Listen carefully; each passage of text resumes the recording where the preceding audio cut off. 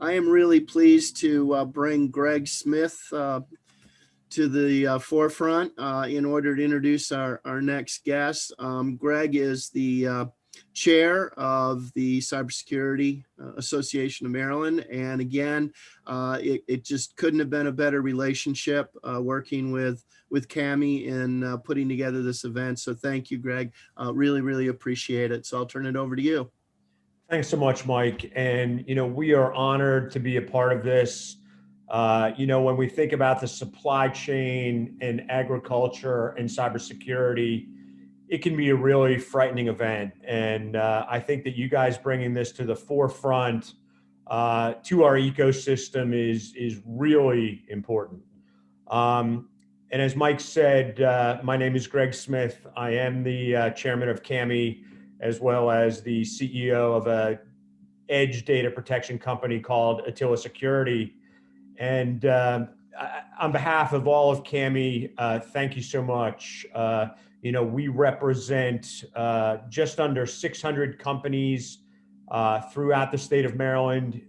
We're in Western Howard County, Southern Maryland, as well as the Eastern Shore. And certainly we have some companies that are very focused on the IoT security world. And we have an amazing speaker who is part of our CAMI ecosystem from Penacity. And I'd like to introduce Dr.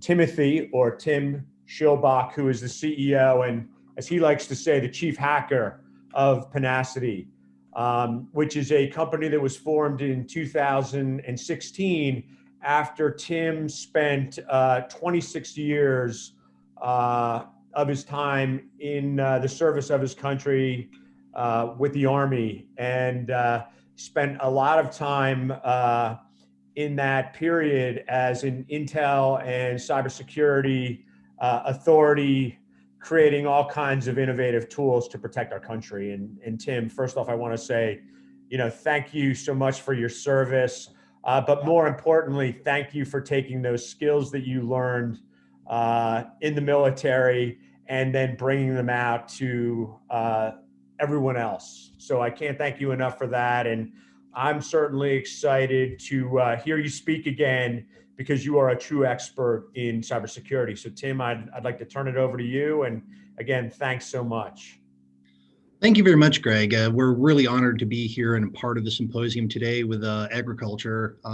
As you'd stated, this is a very hot area out there, and I just wanted to, get everybody oriented to all of the trials and tribulations and challenges that we currently have out there today. Before I start, can anybody see my screen, or actually I need to share it? There we go.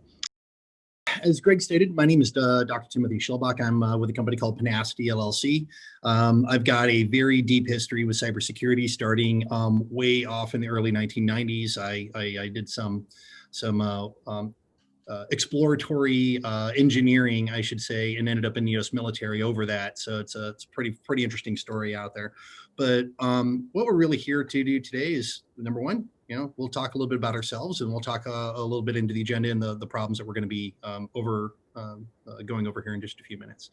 So Penacity LLC, of course, we're, like you stated, Gregg, thank you, established in 2016. After I actually got off active duty with the United States Cyber Command, we established the company to help better defend the nation. We provide cyber support services specifically to the Department of Agriculture. It's one of the areas that I've been working with for a very long period of time, both personally and professionally. So we've worked with organizations like Animal Plant Health Inspection Service, Aerial Photography Office, the Farm Production and Conservation Offices in their mission areas, and the Advanced Research Services. So we've done a lot of things out there, high capacity or supercomputing, data center builds, DevSecOps, and of course, developmental services overall for supporting the scientific community and making sure that there is confidentiality, integrity, and availability of their data. We are very active in the Maryland cyber community. We are also part of CAMI's cyber SWAT team during pandemic and incident response out there. I just wanted to kind of put that out for organizations that are seeking help or assistance during the pandemic time period, as we've seen a massive uptick in cybersecurity attacks. Just a little bit about me. I've got 25 years of cyber experience, or a little bit over that. I've done a lot of stuff in the U.S. Army. I'm currently a cyber warfare officer and currently also serve in the Army National Guard in the state of Virginia, specializing in critical infrastructure protections. I've got degrees in electrical engineering, mathematics, and business, so hopefully that gives me a little bit of credibility in the technical area. And of course, I've been working with the USDA on and off over the course of 18 years. All right, let's talk a little bit about our agenda today. What we're going to do is we're going to take a look at the agriculture data footprint that's currently out there in industry. And then we're going to see how cyber in the ag industry is kind of intersecting with each other, and what does that mean for the industry overall. We're going to talk a little bit about hacktivists.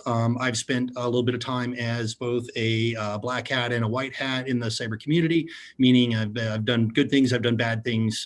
Of course, just executing the position of my job, as always, since we're recording this, to basically bring everybody sort of both sides of it, the black hat side as well as the cyber defense side, and what does that mean to our current industries out there. I also want to talk a lot about, not a lot, but a little bit about the cyber skill deficit that's currently plaguing our industry and how those effects are far-reaching, and what other issues that we can expect to see based on that. I also wanted to kind of finish strong a little bit with sort of best practices to build cyber resilience within, well, anything that we're doing, whether they be IoT connected systems or large converged data centers, or data lakes with lots of information are being stored in them from all these telemetry-based systems. This will all make a little bit more sense as we talk along the presentation. And of course, we'll go over questions there. Hey, Tim. Yes, sir. Hey, it's Gregg. Maybe if you could just slow down your speech a little bit, I think Absolutely. that would be helpful. Awesome. Yeah, Aaron had the same issue right before me as well. So we'll go ahead and slow it down a little bit then. Thank you. All right, let's talk about the agricultural data footprint. Cyber security and agriculture intersection. Really, we're talking about high capacity computing out there. This is anything that is either built purposely or put into the cloud. And I'm talking from the government perspective, and also big ag as well. They're spending lots and lots of money on being able to create these machine learning and artificial intelligent type algorithms that will allow them to source through data, look for things that are more interesting, and be able to spend their precious compute time on computing things that are extremely interesting. So high capacity computing is a huge area of our data security today. Aerial photography, that's a big item for geoinformational services that are being provided by the US government. One of the things that I always like to point out to people, having worked with the Aerial Field Security, the APFO office out of the USDA, is that pretty much all of the items that you guys take for advantage on Google Maps or Waze or various other applications that have a lot of aerial photography information in them overlaid in the map structures, this comes directly from your government agencies as a utility out there. So it's a pretty cool system, and it's also extremely needed for us to be able to do a lot of items such as property line disputes, speculation, and of course build out of other areas, whether they be real estate or agricultural based. Drones, that's a big thing. We're seeing a massive uptick in drones out there, and we'll talk a little bit about exactly, well, what do drones do for us? I've actually had the distinct privilege to work with some organizations who work with drones, and one of the base items that they're doing with it is being able to go over an entire field, utilize LiDAR and other radio wave-based communication technologies, and to be able to assess the crop fitness, or monitor invasive species or any type of invasive plant life as well coming into their crop yield. So the drones themselves allow us to get an aerial view, and it really brings that down all the way even into the farmer or agricultural industries' ability to buy a $400 device and put it in the air very rapidly. Autonomous vehicles, this is a big one. I know that John Deere and Caterpillar and a lot of other vehicle, Case is a huge one, that they're trying to make things a little bit more automated. The farms of the future, I think we had stated a problem statement from Aaron Alt earlier, was that the average farmer age is above the age of 50 today, which means that our farming community is disappearing, and there's a generation and age gap. as with all things that are gapped out there, there's going to be a large vacuum, and within that vacuum, you're going to see autonomous vehicles and robotics kind of replace more of what the lay farmer is using today with more of a big agricultural or corporate agricultural sort of a response to that. Telemetry systems, these are our most sensitive systems that we have in agriculture and any critical infrastructure. It allows us to relay information from sensors all over the place, everything from soil and water sampling, air sampling, to UV detection, you name it. There's all these data points or pieces of information that are critical for decision-making processes in machine learning, as well as other areas of automation within the agricultural industry. And of course, irrigation systems as well. And there's always the critical infrastructure. We got to be able to get the critical infrastructure, such as water processing, water treatment, sewage processing, electricity. All these things all form the basis of how it is that we can deliver the life-giving water and also other utilities within the farm communities, so that they can, of course, do their jobs. So that's just sort of an overview of what the agricultural data footprint looks like today. Of course, I'm glancing over a large area of things that I've just not talked about, but again, we'll kind of move through that. Oh. So where's our cyber in agricultural intersection, right? So really what we're talking about here is, I think I just duplicated some of my slide items there. There we go. Let's talk a little bit about the cybersecurity data footprint here. By the way, I'd like to thank the U.S. Department of Agriculture's 2018 Public-Private Analysis Exchange Program. They wrote a data paper called Threats to Protection of Agriculture. It's a great paper authored and championed by a lot of members and scientists around the community within the USDA, APHIS leading that championship there. So I borrowed their imagery here for the next area. But as you can see in my image, we have a lot of different things that power agriculture, and these are all cyber elements. And I'm going to kind of look at these from the attack surface perspective. That's sort of what we call in the cyber community, what are the areas that we could target, attack, manipulate, or destroy that would either disrupt, deny, degrade, or deceive, deceive meaning manipulation of data, the systems by which are producing the data and storing and manipulating the data itself. So in this case here, we have telemetry systems. So if we identify them, I'll go ahead and circle those in red on our picture here. As you can see, we got some basic telemetry systems like the weather station and another base station, RTK base station, that could be located throughout the farm, and it can receive the information that needs from the whether it's the irrigation system or other systems or telemetry components on the farm, and then be able to deliver those data elements into some sort of central solution. Aaron had mentioned a lot on that the cloud is a huge intersection, and there's a lot of investment within software companies to be able to get people to say, hey, buy this piece of hardware, it automatically intersects with the cloud, does all these really crazy, awesome things, and you can extend it indefinitely. Again, telemetries are a huge area there. And our attack surfaces are really about communications, jamming out the communication channel. Aaron did talk earlier about how rural farming is sort of being impacted by a lack of data. I've seen it in Wisconsin myself and all throughout the Midwest. There a lot of these locations are extremely isolated. Of course, we know that Starlink through SpaceX is already started its production. So we're looking at 2021, establishing potentially high-speed links across the entire United States through a wireless device. That's a game changer. Matter of fact, the Starlink system is going to be potentially faster than even our fiber optic wired systems, as they don't suffer from the same latency of utilizing optical and light communications in a vacuum of space that we suffer down here on the planet Earth. So we're going to see this become a major player in the global information aggregation system to include farms and agricultural items.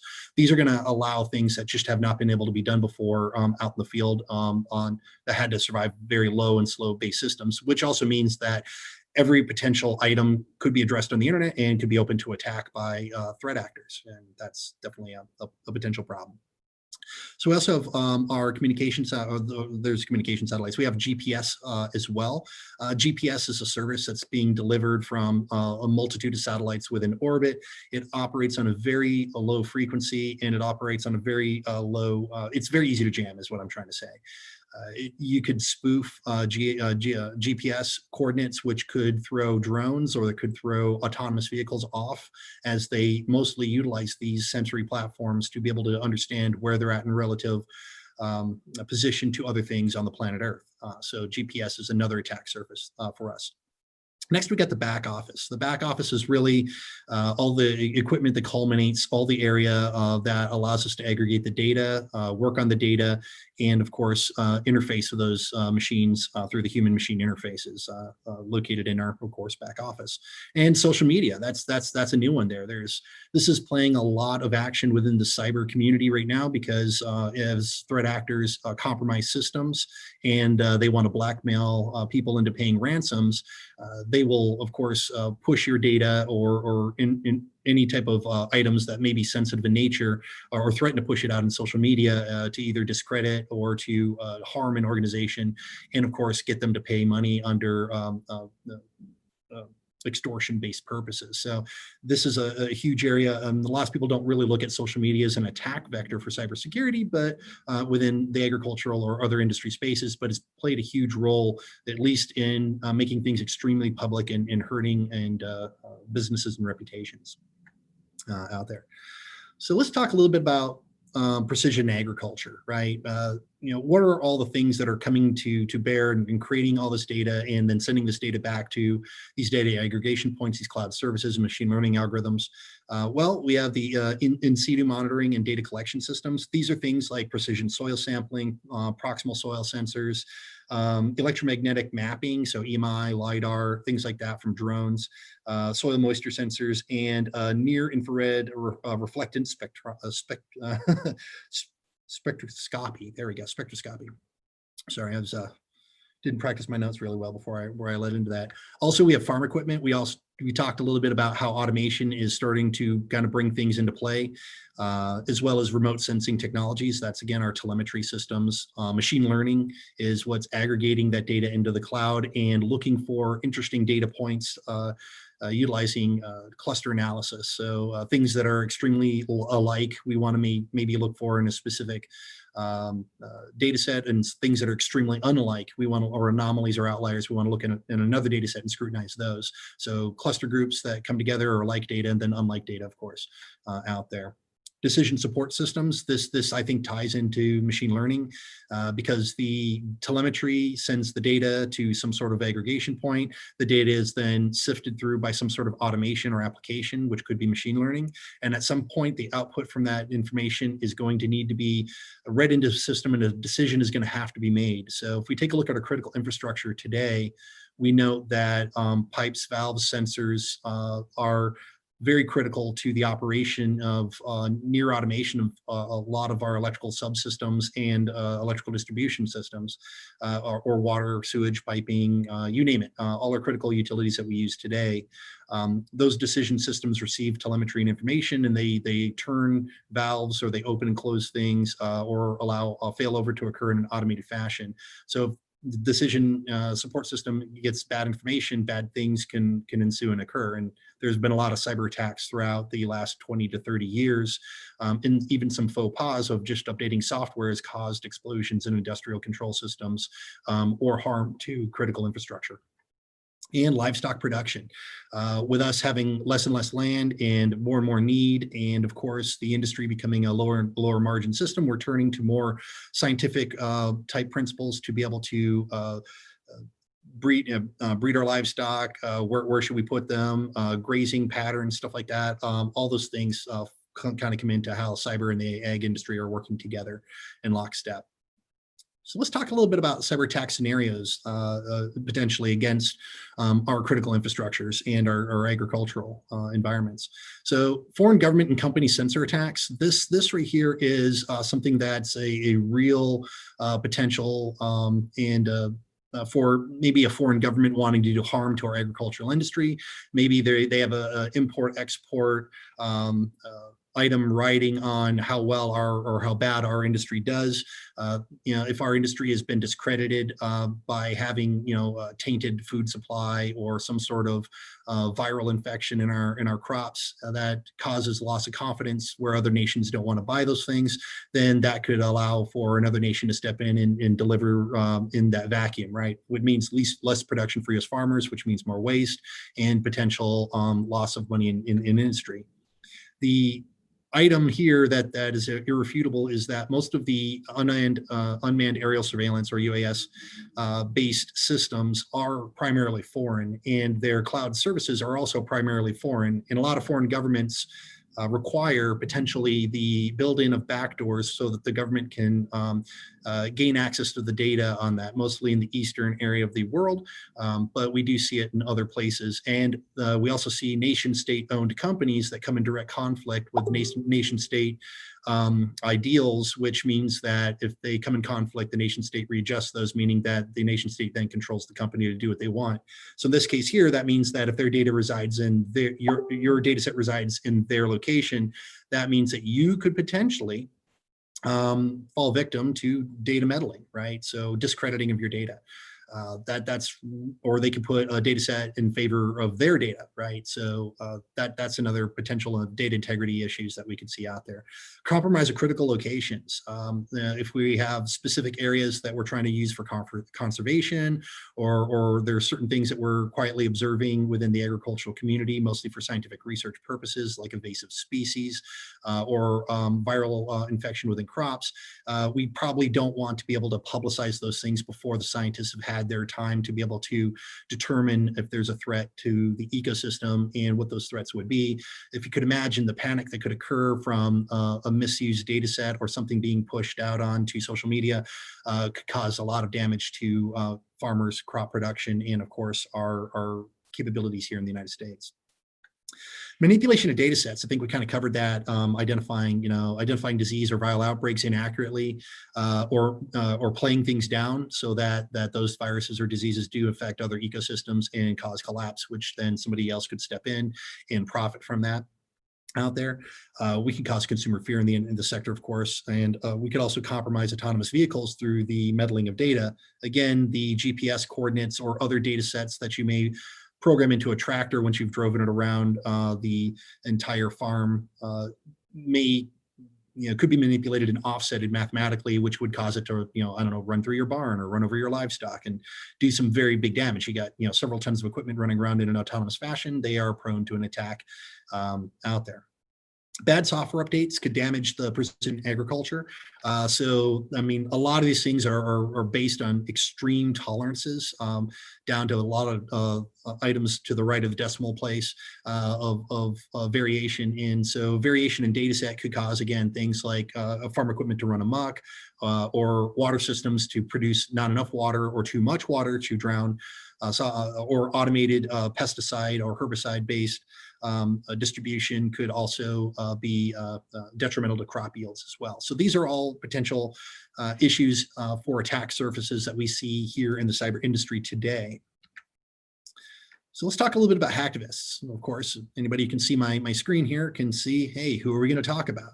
Well, we're going to talk a little bit about Anonymous. NKIC and the USDA have produced a report from 2009 to 2019, which outlined Anonymous as a huge threat because one of the things is, in this bulletin specifically, if you want to look it up, they're not just targeting critical infrastructures. They're targeting law enforcement, federal, state, local government. They're targeting scientists. They're targeting anybody they can who doesn't fit their narrative or agenda. The scarier thing is that unlike other advanced persistent threats who we know who they are, maybe it's the Iranian cyber army or other actors across the planet that are just known to do very specific things. So like intellectual property theft or intelligence meddling or other types of things. Anonymous is really more of an ideal, and anybody who subscribes to the ideal or ideology could essentially take up the mantle under that name.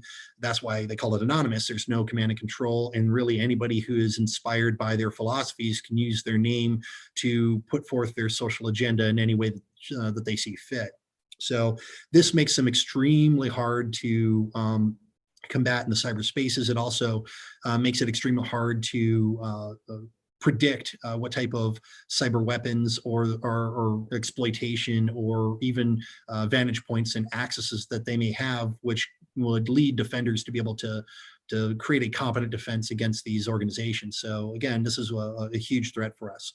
I'm going to talk a little bit about industry here. Monsanto, big data in agriculture. They do a lot with GMOs, genetically modified organisms, specifically within the agricultural business. There's been their higher cost and more resilient corn that you can plant in the fields, for instance, have been under fire by industry, number one, for GMO purposes. Maybe there's people that feel that there's a lack of scientific data, whether or not those things are safe to consume into populations, or potentially even we're talking about putting people out of business or potential what they perceive as unethical business practices by the organization. Again, these are a lot of things out on the internet on both sides blaming each other for these types of things. So this is what would lead to a large-scale really breach. And so in 2012, that data breach occurred. I did post the link right here. You could actually go right to that link and take a look, or you could just Google the data breach of Monsanto of 2012.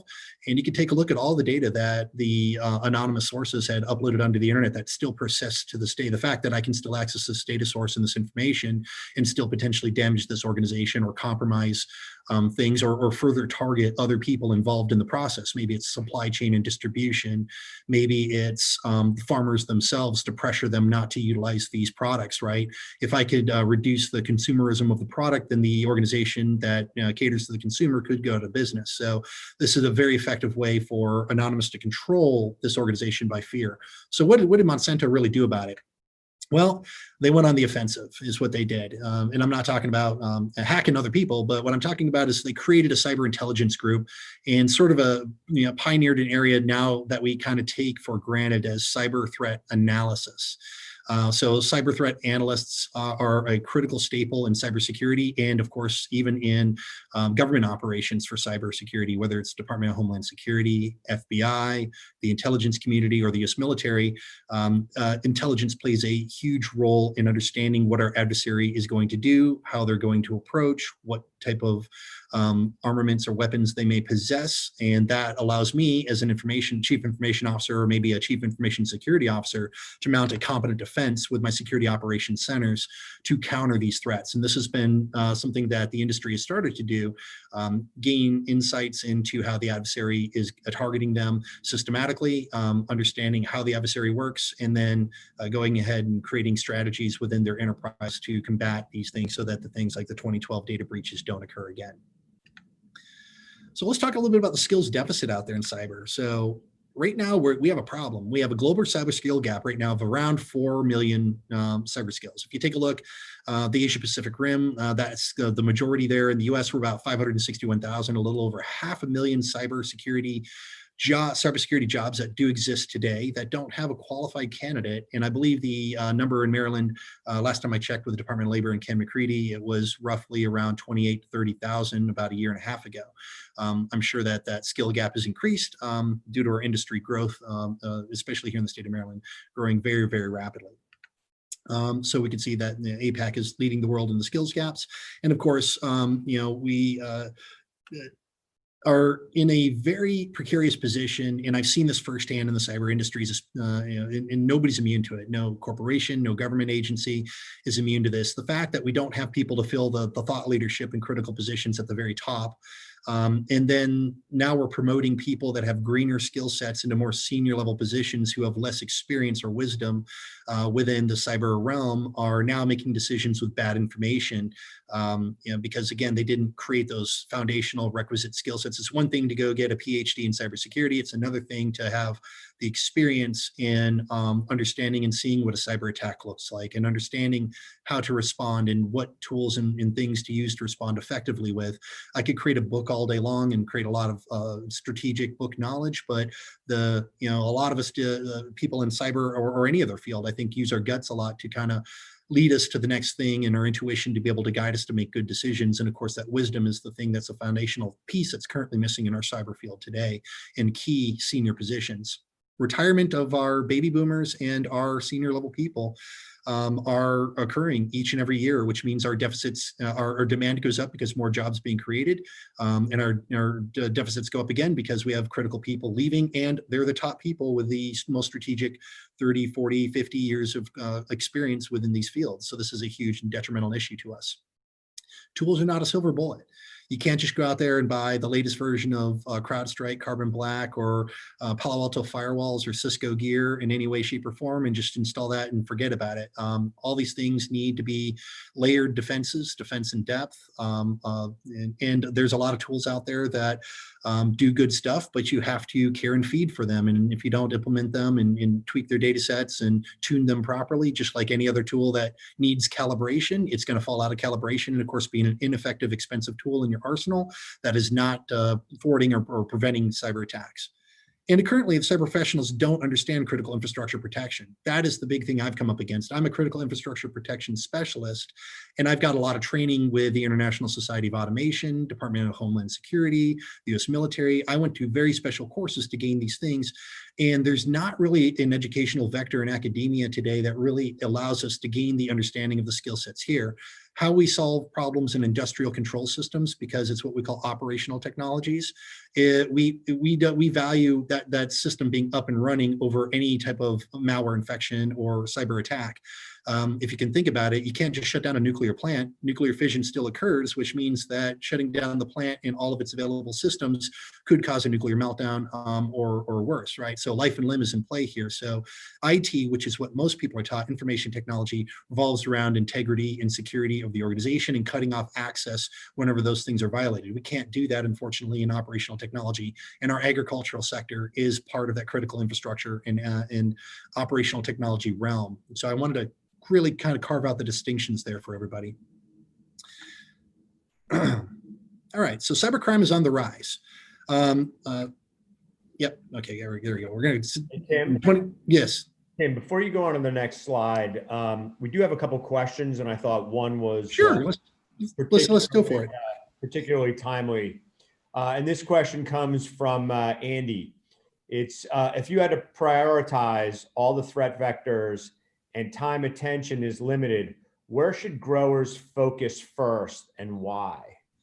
I would say the communication links of your infrastructure are probably the most prone to interference. There are older systems out there that deliver telemetry in what we call a plain text mode, meaning that if I just tune into the frequency with the right type of tools and materials, I could potentially sniff or even interdict those items. Our telemetry is extremely sensitive. Maintaining the integrity of the data from the point of collection to the point of aggregation is probably the most critical thing, because if you get the garbage data in at the point of collection, then everything else in the chain falls down. So I'm going to say, solving the problems closest to the telemetry is going to be a great first place for us to start. Got it. And then kind of a question that came from Damien. Really his question is about the difference between a small farm and a large agricultural business, right? Right. And what should the small farmer do versus the big businesses? Do you have any recommendations there? Absolutely. So we're talking the small farmer typically will be things like Aaron is a great example of that. Not only is he a farmer, but he's also dabbles in the electronics and computer areas as well as electrical engineering. He's a very competent person in those means. And I find that the farmers across the United States are all very resourceful people that find all sorts of life hacks to be able to get things, to be where they need to be. Apps on phones, computer systems in the house, and telemetry systems that they install and aggregate. The big thing is that check the manufacturers of who's manufacturing these things. And I'm going to go over this here in just a few minutes too on some of the defensive items that we can do out there. But making sure your computers are up to date, make sure your passwords are changed often, make sure they're strong passwords. Switch over from passwords to passphrases is what I typically tell people. The big data or the big organizations, they can afford IT departments and outsourcing in robotics and automation, and that's just not what the current farmer has today, the lay farmer in the small farms and small farming communities. So again, they're very basic sets of systems. So security updates, password changes, and just making sure that you're cognizant and aware, cyber aware of various attacks like phishing attacks and other threat vectors that may come via maybe somebody calls you on the phone and asks you to do stuff, or maybe emails come into your mailbox asking you to do things that seem legit but really aren't at that in the time. So I think that's a huge area there, is working on that the resiliency and updates of your systems. Got it. So in summary, the small farmer can do a lot of the simple things just with their standard equipment and might not have to pay a lot of money for infrastructure or cyber infrastructure, Sure. whereas big companies are probably already doing it. Okay, that was great. Thank you so much. I do have more questions, but why don't we let you get back to your presentation? Okay. So let's talk a little bit about cybercrime. And so cybercrime, especially during the pandemic, we've actually seen a 40% increase. Again, I serve in the Virginia Army National Guard, critical infrastructure protection and response, and we've responded to a lot of cyber attacks against critical infrastructures in the state of Virginia alone from April through June timeframes earlier this year. Again, 40% uptick out there. So crime is not going away. 2016, 3 billion Yahoo accounts were hacked on one of the biggest cyber breaches of all time. This is great until we start talking about the next biggest cyber breach of all time, which seems to occur on a month-to-month basis now out there. Next is the Uber reported 57 million riders' information, just basically co-opted. 2017, 147.9 million consumers were affected by the Equifax breach. Let's talk a little bit about, according in 2017 statistics, 130 large-scale target breaches occurred in the U.S. that year, and that was growing by 27% each year. We've actually seen that number go up, like I said, as high as 40% for this year on the increase above that 27%. So you can see that it's almost a 70% increase overall based on the years prior of cyber attacks ongoing. Hundreds of thousands of groups in at least 150 countries, more than 400,000 total machines were infected by WannaCry in 2017. Basically $4 billion of industry damage out there. So this is damage that you and I pay, not necessarily out of our pockets, like in writing a check to something, but as consumers, whenever these issues occur, damages to the industry are offset under the consumer's shoulders, and that's just the unfortunate part of that. So we feel that in our credit card interest rates are rising because cyber attacks or theft of the cards and fraud is rampant. So the higher the fraud rate, the higher our interest rates are going to go now, right? So we see all these things being passed on to the consumer themselves. Cryptojacking or ransomware now up 8,500% in 2017, and it astronomically grows every year. Police departments, agricultural industries, critical infrastructure, farming, manufacturing, nobody's been immune. Even police stations, nursing homes, and hospitals have had to pay ransoms out of pocket in order to be able to gain access to their data again. This is a huge item there. This is not really where our adversaries got a vested interest in destroying or interdicting, but they just want to inconvenience or block access to our data sets and our capabilities and equipment until they're satisfied by being paid their extortion, and then they just return your accesses back over to you. Of course, we well know in the cyber community that years of extortion, discrediting, they sell this to other organizations out there that, hey, you have been a mark and you've been targeted and successfully ransomed before. So that goes into a buyer's list, a marketing list that bad guys can go buy and say who's been duped around the world, and that means that more vigorous targeting by more advanced organizations will occur because you've been duped once. So continuous victimization is a lot of the things that we see within the industry out there, no matter who you are. Let's talk a little bit about best practices to bolster security out here. You can see in my graphic here, train and manage employees, dispose of records properly, i.e. shredding or encrypting and destroying those keys. Planning for an attack, it's not a matter of if, but when.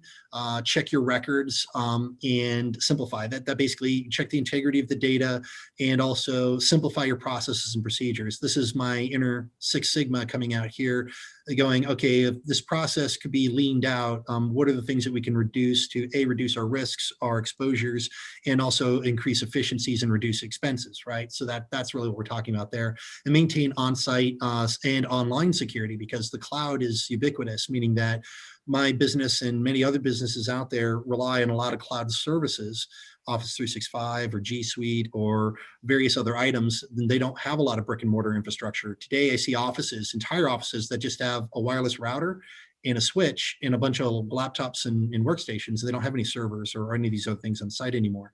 Same thing with these farms. We're not seeing aggregation points at the farm. We're seeing the telemetry get uploaded right into the cloud and go to some sort of service that produces an app that's loaded on your phone that does its thing. So that's the reason why I'm saying, hey, know where your data goes and resides. We also want to obfuscate data as much as possible, meaning that we don't want to just give everybody our critical information, things like coordinates, for instance, that could lead to targeting your farm specifically or your area or industry or business. We also want to redact the information about ourselves. So if that data resides in a data set that may be made public or gets compromised, there's really no tying it back to you. You know it's your data, but nobody else knows it gives you a little bit of anonymity out there. So check the terms of service with these cloud service providers. Where are they storing your data? And also where is and who's accessing that data, and what are their privacy policies? Those are huge things that we could be doing in order to safeguard our equipment and our gear as it becomes more and more cloud connected.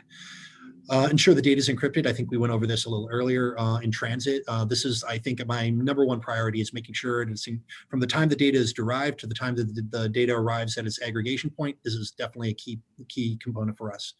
Avoid proprietary in lieu of open architecture. I'm a big proponent of open source. I love open source. As an electrical engineer, there's this thing called the IEEE. The IEEE sets the standards across the world for how all systems communicate electronically. And that's an open standard. That is something that you don't have to pay for. It's just a specification. If you're a manufacturer, you just pull down the specification. You say, okay, in order for me to communicate with the global information grid or the internet as a whole with my current device, I just need to adhere to these standards and protocols, and bang, bang, there we go. We're right up online and talking and communicating. Proprietary software and proprietary infrastructures are rife with backdoors, bugs that just have not been disclosed to industry, and of course, with potential for whoever's maintaining those systems to have the ability to manipulate or compromise the integrity of the data. Or confidentiality of the data. That's huge. Open architectures allows us to really kind of pull things together in automation. So open communication standards, we already talked about how IEEE has those open communication standards to use those. Things like Zigbee or wave propagation technologies for telemetry devices out there. They have a specific way that they talk within a mesh instead of relying on wireless. There's low bandwidth, low voltage type systems that could be used in extreme rural areas and deliver telemetry over very long distances. But of course, using open communication standards. And basically allow for unlike equipment. So if we're running on a universal standard, I'll go over NEMA 2000 here. NEMA 2000 is a standard used in a lot of different industries, manufacturing, boats, agriculture. And NEMA 2000 defines how devices communicate on a bus, meaning how they exchange information and can react from their information from each other, which means that companies that they don't have to build all one thing. So you don't have to go buy all Lawrence or all B&G type equipment and data for GPS systems. You could just buy those things, put them into the bus, and just by the magic of open standards, they can all intercommunicate. On top of that, a lot of these open standards are peer reviewed by people like us in the cybersecurity industry. That's the first thing that we do. If we're responding to a customer incident or if we're taking a look at improving infrastructures, we take a look at their open standards that they're currently using today, pull those things down, check those things for good cybersecurity hygiene, and make requisite recommendations to them to better be resilient, right? Code policing and self-policing is something that the open source community does very well. You got 1 million people with their hands in the code, and there's the ability for full and open disclosure for things. That's the reason why I like open systems versus closed systems out there. Employ digital loss prevention. This is huge and critical, and this can be something that can be done for even small farms or small communities. Basically, what DLP does is that it'll determine where your data is in motion and where it's at rest. When the data is in motion, that's your telemetry that derives the data and sends it somewhere. Your aggregation point is your data at rest. That's where the data resides until it's actively being used, or maybe it's archived for posterity purposes to be looked at later in larger scientific data sets to be compared for other scientific purposes. Encrypt the data in rest and in motion. That means that it's ever stolen while it's in motion, or if it's ever stolen while in rest, it'll be useless to whoever stole it. And avoid end-of-life hardware and software. This is the big one, especially for the small business. I get it. We all use eBay and we go out and buy repurposed equipment and refurbished equipment from manufacturers. But as soon as the manufacturers don't apply security updates to those things and they fall out of update, I've gotten into a lot of small businesses to where they have a large amount of end-of-life computing hardware, which is really the pointy tip of the spear of their potential compromise. Because these systems are no longer being maintained. They are now open to any future bugs that could be found, and of course could be exploited, and that could lead to a lot of damage to the organization out there. Patch your stuff out there, and of course passwords. I cannot communicate this enough. Change your passwords often. Never reuse the same password. Use password generators and use password managers. There's 1,000 different password managers out on the internet today that you could either download for free or pay small service fees, and they have other things like private VPN type services that can give you a lot more security as you communicate with your systems across the internet. All righty, it's been a long road, but that's where we're at. We kind of summed up everything out there from how does cybersecurity intersect with the industry? What are some of the threat vectors or attack surfaces that are out there? Who's the adversaries that are the biggest threats to us, our deficits of cybersecurity skill sets, and our potential damage to organization by not following good, salient cybersecurity practices or being cyber aware and cyber resilient. Tim, that was great, and you are truly an expert in this field, and we should all be follow through on the suggestions that you had. Again, the questions keep coming hot and heavy here. So one of the things that you mentioned during your presentation, oops, sorry about that, was insider threat. Do you think you could expand a little bit on that, as especially relates to the agricultural committee or the community, excuse me? No, absolutely. Insider threat, it could be anybody willing or unwitting, right, to do damage to your organization. So just by people not being aware could be an insider threat posed to you and your organization. So what does that mean? Okay, well, if I'm easily duped on emails that somebody can send me, we've talked about social engineering and those phishing type of attacks, to where somebody sends you an email. Some of them are very obvious, like the old Nigerian prince, email. Hey, I've got millions of dollars that I want to funnel through your bank account, and I'll let you keep a certain percentage if you let me do that. And they'll ask for your bank account information, and next thing you know, they empty out your life savings. So it's really about being aware of what the industry issues are out there. There's a lot of great cybersecurity training and resilience out there. I recommend everybody starting to figure out, because the data is just going to increase. The automation is just going to increase. This means the risk to you and your organizations are going to increase out there. So you got to become more aware of the threats and how the threats are being vectored in. And if we can stop that there, we cut 90% of the attack surface off, really, for the most sophisticated threat actors. Of course, insider threat can also be your supply chain. So that could be somebody from your supply chain telling somebody about something that you're doing that then gets word to some threat actor somewhere that they can either use that to blackmail you or steal it, or maybe even a rival organization that's trying to implement the same technologies and you're trying to beat them to market. Those are the kind of things that are more along the espionage area, to where somebody could potentially extract or give your information to somebody else. That's the other reason why we talk about the cloud service providers and their privacy and data geographical locations. Where do they reside at? Number one, do they reside in a country where there's a treaty that prevents proliferation of your data illegally? And also, who's looking at your data and what do they do with it, and how do they destroy it? Those are the kind of things that could cause your supply chain to be a very threat to your existence, not maybe now, but maybe years down the road, when a system is compromised and that information is placed out on the internet. So hopefully I kind of got all the areas of insider threat for us. Yeah, that's great. Interesting that you bring up the supply chain, because Marjorie brought that up as well. And, I think you've answered her question. Marjorie, please send me a note if Tim didn't do that. But again, Marjorie, at least from my opinion, there are certainly companies that do supply chain, excuse me, supply chain security. It just so happens that Attila Security, my company, actually does that. So, but there are many others that do that as well. Tim, I think this is always a question that, as cybersecurity people, we always kind of quiver to answer. But I think it's a very important question, especially someone with your expertise. You know, what's keeping you up at night now? Well, the big thing that keeps me up at night is the fact that organizations are just not implementing proper cybersecurity safeguards. And what I'm really talking about is governance. And Greg, you know exactly where I'm angling with this. The Department of Defense, as well as the government overall, federal civilian government like the U.S. Department of Agriculture, requires us, people who consult with them, we are their supply chain, in effect.